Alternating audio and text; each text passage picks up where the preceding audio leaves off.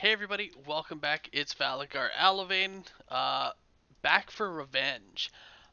So if you watched the last one, as you see, this came out same day, surprise, surprise. But we're gonna finish off that optional that I was mentioning here in search and rescue. So we are just gonna do it on normal, just so that we can really push through that quick and not have it be a 2-hour video for you guys. So because it is just normal, we are going to kind of zerg a little bit up to that optional point. Once we get there, I, I will slow down a little bit so it's not just a complete rush through the quest. So just bear with us a little bit while we get to that point.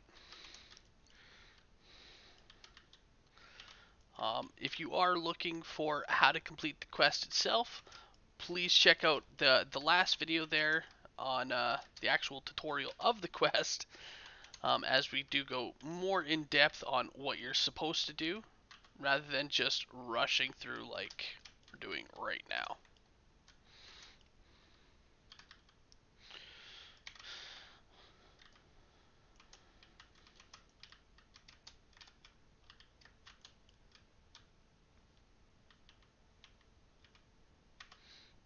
Alright, so here we go.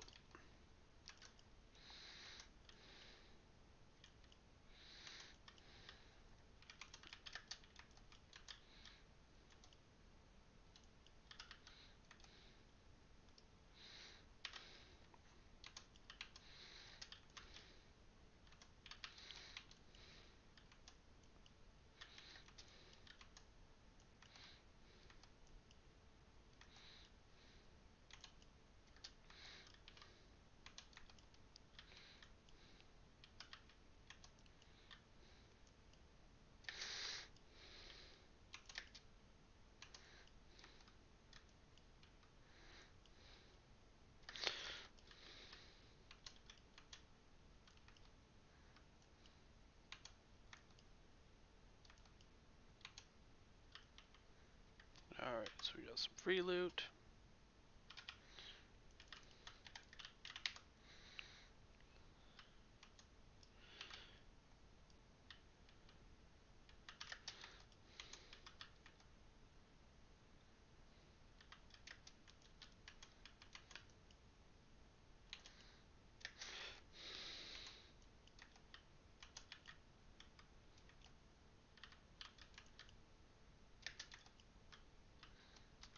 Alright, so this is where we had left off on the other video, just mentioning where the optional is.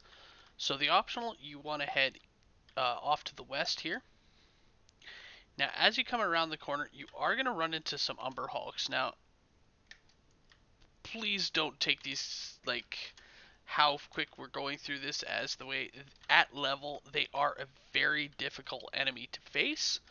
So please just keep that in mind and do move slowly. I also would like to point out, as I love this, way at the back of the cavern here, you do see this crushed enemy. He is very disgusting looking, and nowhere else in the game do you actually even see an enemy like this that you can fight. And then once you're done gawking at the scenery, you're going to want to head into the Underdark Tunnel. Now, this is almost like an entire quest on its own. So it is very difficult at level. We actually had attempted to do it originally in the first video, and we actually kind of got stuck in a part, and like I said, it was just going to take some time and the like. So these guys here, on normal, they have about 500 hit points. On Reaper 1, which is what we were originally doing this video on, they have near about 3,000 hit points. The Driders have approximately 5,000 hit points, and some of these other bosses that you gotta kill have, 17,000. Alright, so once you kill your first little landing party here, you do need to head south.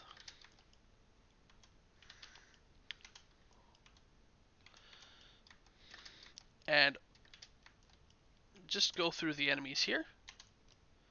And then you'll be able to actually hop into the water. Now, once in the water, we will need to head off east and swim around. And simply just push the button here. Once you push the button, it will open up a gate, which is just back this way, which you might have seen right here, and we'll be able to swim through here. Now it does offer you a little bit of spot to kind of get some air if you need, but it's not too long of a swim. At the end we can pop out. We got a couple of lizard men. Another thing to point out is the size of the groups of enemies also increases on the harder difficulties as well.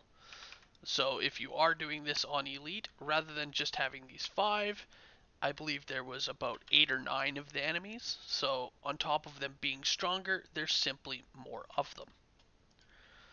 Now, once you kill them, you do need to pick up the silver key.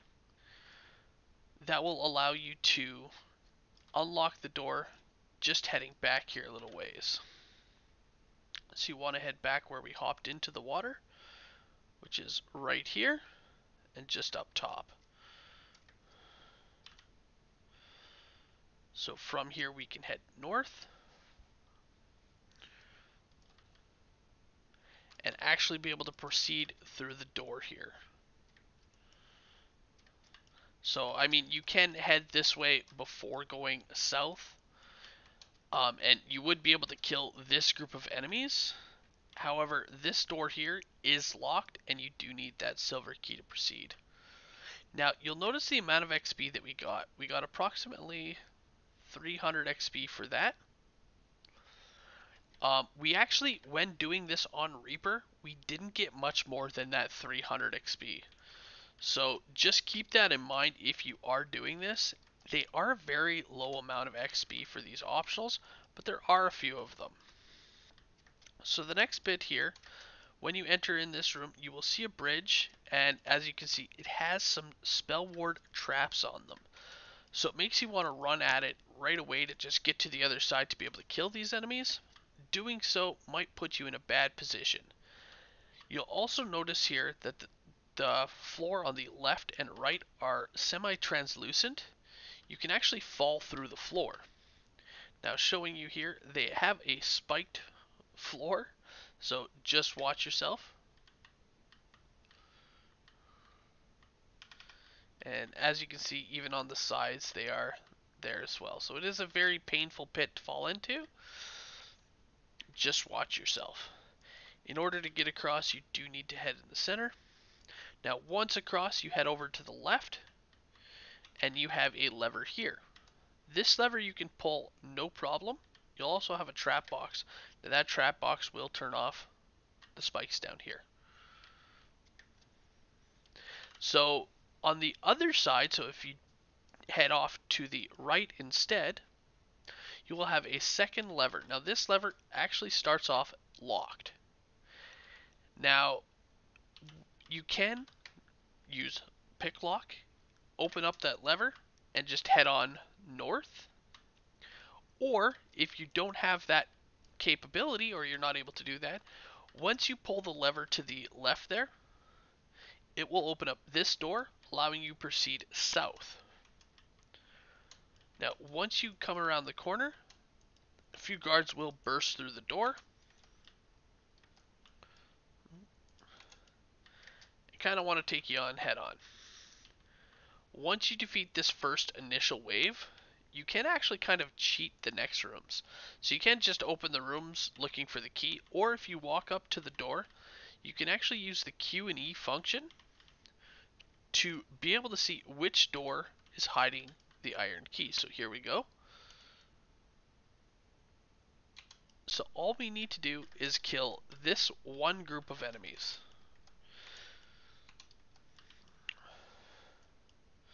Definitely making it a lot easier than having to go through everybody. So here we go. And that would be the iron key. Now another thing, when you pick up the iron key to the north here, it also spawns at a set of shrines. So it is nice to have that little bit there. Now heading fully south, we have a secret door. The door is locked. On the other side, we do have a random loot chest. which again is locked. You'll also notice a few breakables inside, which, of course, by all means pick that up for that extra ransack experience, and then head on out. So with that iron key, if you weren't able to unlock the lever, you would now be able to use that to unlock the lever.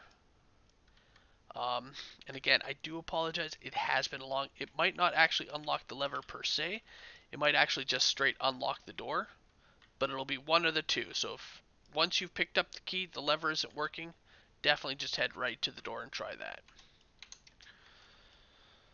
So now heading north, you'll notice we had a spell ward right immediately and a group of enemies. So you gotta be quick on that spell ward, otherwise that enemies will get to you before you are able to disable it.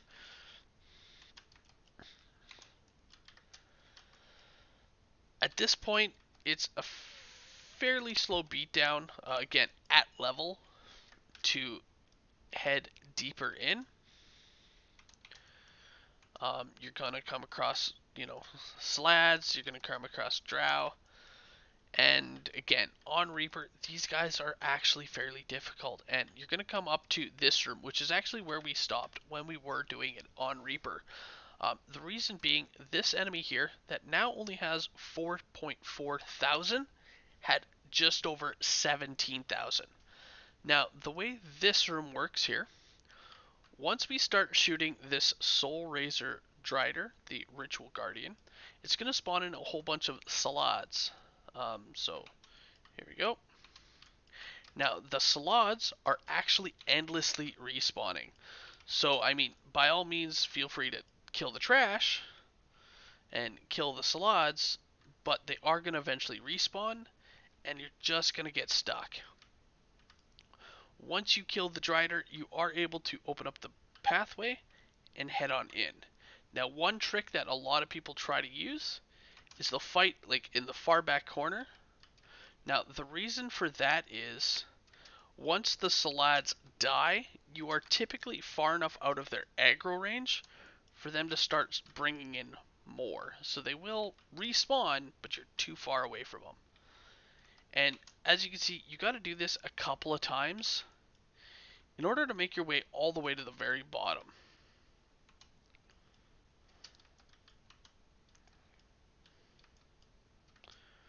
So here we are.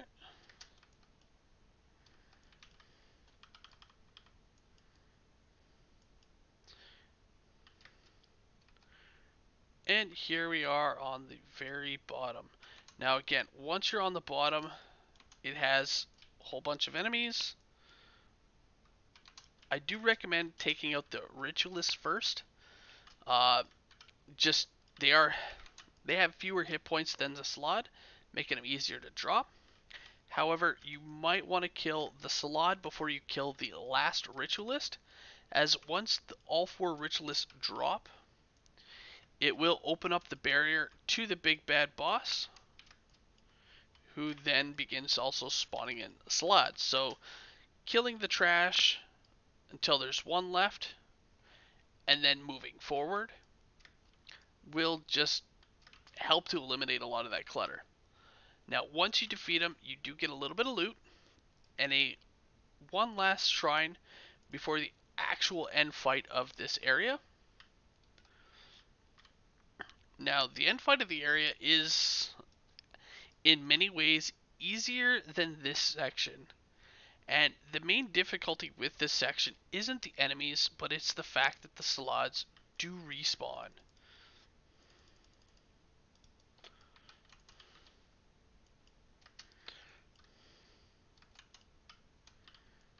Alright.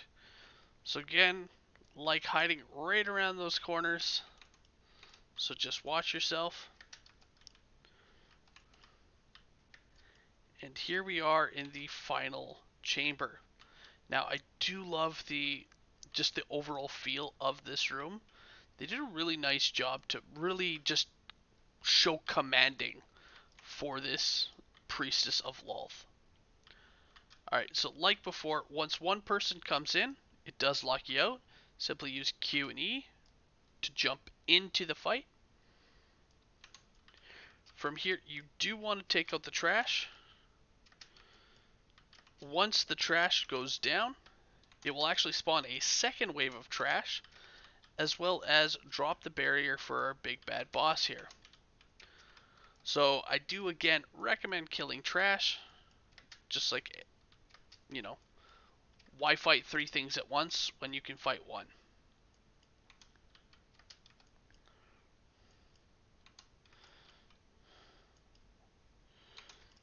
And there we are. So open up and take her out. Now, once she drops, as you see, we got 3,000, which isn't terrible, but compared to the amount of experience that you get for the quest, and just how difficult it is to do this optional, it really is rough. I do recommend having a full party. However, once you do defeat this boss, you are lucked out with 2 chests here. Now, these chests will have, or rather, can have, named loot. Now, because we are just on normal, it is fairly unlikely that I am going to loot any of the named loot. But just to see, we're going to re-roll these chests here. See if we can't get any there. Alright, so we didn't get any.